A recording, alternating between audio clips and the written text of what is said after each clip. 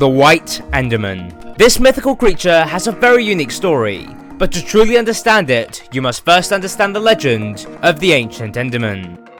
It all began long ago, back when the ancient Enderman used to rule the overworld. It was such a nice place back then, with many different lives of all different varieties living in peace. Well, it was like that until those foul evil beings arrived and attacked. And as such, the Endermen were forced to hide underground, and they barely survived by living in small, unsafe strongholds. But they didn't even last too long, as they were very quickly found by these evil creatures, and many were killed. They were forced into a corner, and it looked like they were going to be extinct very soon. And that's when the ancient ancestors casted a spell that took them here, to the empty wasteland that we now call the End. When they arrived, they lost a majority of their power, and so ever since then, they have been unable to fight the only other living being here, the Ender Dragon. And because of that, they couldn't do whatever they wanted to do, as otherwise, they would be incurring the wrath of the dragon. And so the Endermen had nothing else to do other than wander the empty End Islands endlessly. And so that's the story that the Endermen tell each other about their origins. And for millions of years to come, billions of Endermen later, nothing changes. The Endermen continue to wander the End Islands endlessly, never growing on their once impressive legacy. Well, it was like that until one day a young new Enderman was born. And this young Enderman was different from all others, as it didn't want the Enderman species to end like it is now, isolated on empty islands, achieving nothing. It wanted the Endermen to all unite, and for them to restore their power and glory, and for the Endermen to take back their lost home from all that time ago, and for them to have revenge on these evil beings that caused them to be here today. That's what he wanted. But he was the only one that felt that way, as all the other Endermen thought that he was crazy, and that plan would be impossible to execute. Well, all the Endermen except one. There was a crazy old Enderman that had many different theories on many different things. But one of the theories that he was more certain on was that the portal in the center of the End Island was a portal back to the world that they originated from. Now, he didn't have any actual proof for that, but he had seen many Endermen go into that portal, and none have returned so far. So that must mean that they had all found something just so amazing that they didn't want to come back, or they had all died. Now, although this young Enderman was listening to a crazy old Enderman, he didn't know what else he could do. And so he decided to give this crazy plan a try. And so he travelled all across the End until he reached the main End Island, at which point he dodged many of the attacks from the Ender Dragon, and then he finally jumped in. And immediately, he went unconscious. But he was alive, and when he opened his eyes, he was amazed. The old Enderman was right.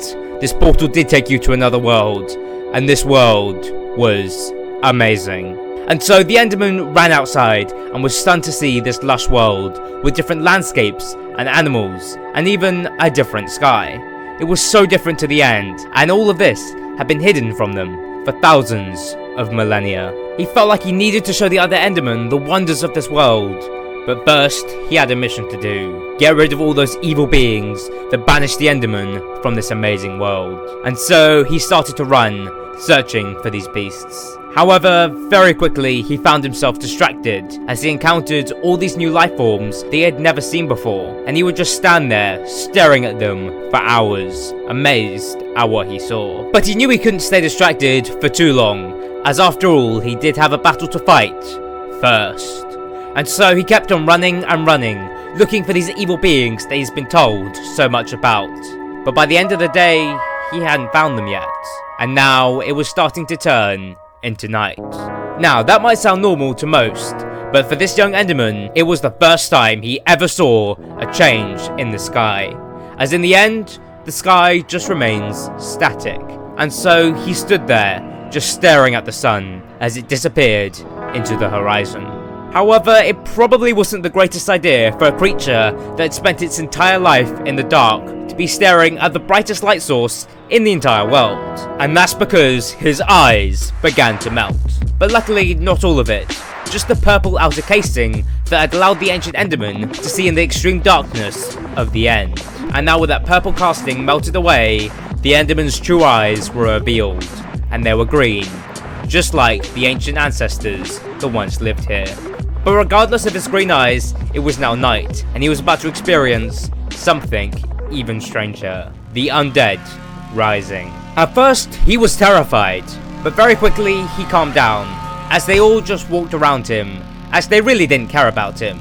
They just went along with their normal night-to-night business, and that was very strange for him to see, as any other species to his own, back in the end, was seen as a threat that needed exterminating. So, seeing a peaceful interaction between two different mobs was very unusual to him. But before he could fully comprehend that fact, he came face to face with something even more shocking: another enderman. Immediately he teleported over to the other enderman, but by the time he reached him, the other enderman had vanished. The green-eyed enderman thought that he was the only one here, so when did these ones get here, and why hadn't they returned to the end? He decided that he'd figure out the answers to those questions later, but for now he'd continue with his exploration of the world and his search for those evil creatures. But again, whilst exploring, he became distracted, as he would often stop walking and just stand there, being amazed at how peaceful and beautiful life was within this world. And so very quickly, his desire for revenge against those evil creatures faded, as it became clear that everything here wasn't violent like the stories he had heard whilst growing up. And so he had a new goal in his life, and that was finding a way of bringing all the other endermen to this world so that they too could enjoy its beauty and peace. And so now he was on the search for a portal, and he assumed that portal would be on the surface like it was in the end. In reality, it wasn't, but he didn't know that, and so he kept on walking and walking for several nights and days, but never found any portals. But he was resilient and never stopped. Well, that was until he reached a dead end, as he encountered the ocean. Now, he had never seen an ocean before. In fact, he hadn't even seen water up until this point. So he was very cautious when he first looked at it, and when he did eventually look, he saw his reflection. And so, as he leant down to touch this strange reflection of his, he fell in the water.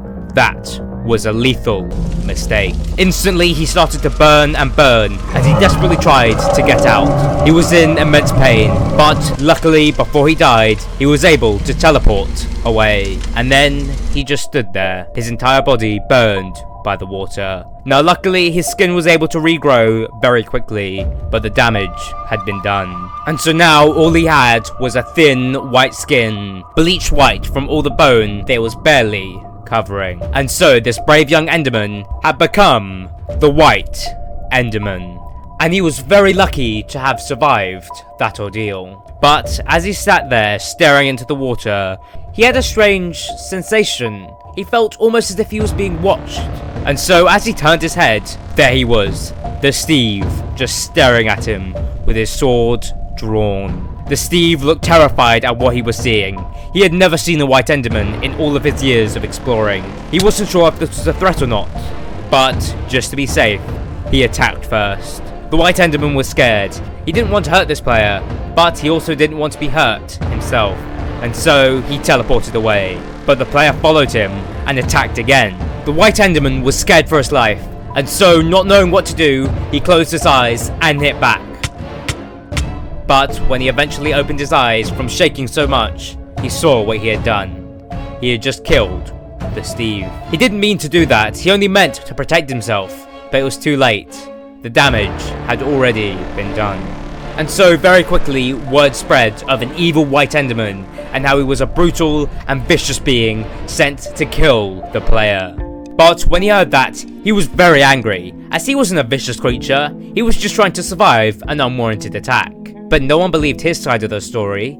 They all believed that he was a vicious creature, and he was going to kill them next. The White Enderman did not like how they were spreading lies about him, but he knew it would be best to just stay hiding and watch the world from a distance, as he did not want everyone in this world to be fearing for their lives because of him, as he just wanted peace for this amazing world that he had moved into.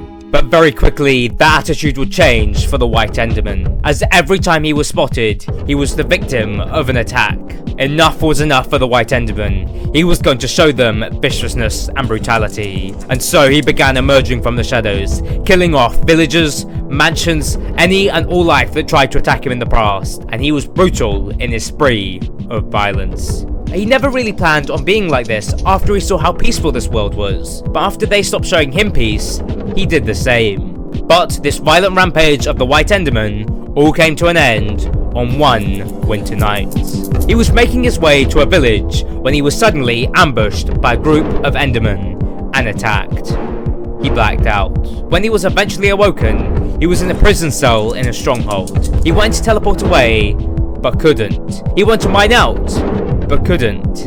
And so he was stuck there with just his thoughts and anger building up inside of him.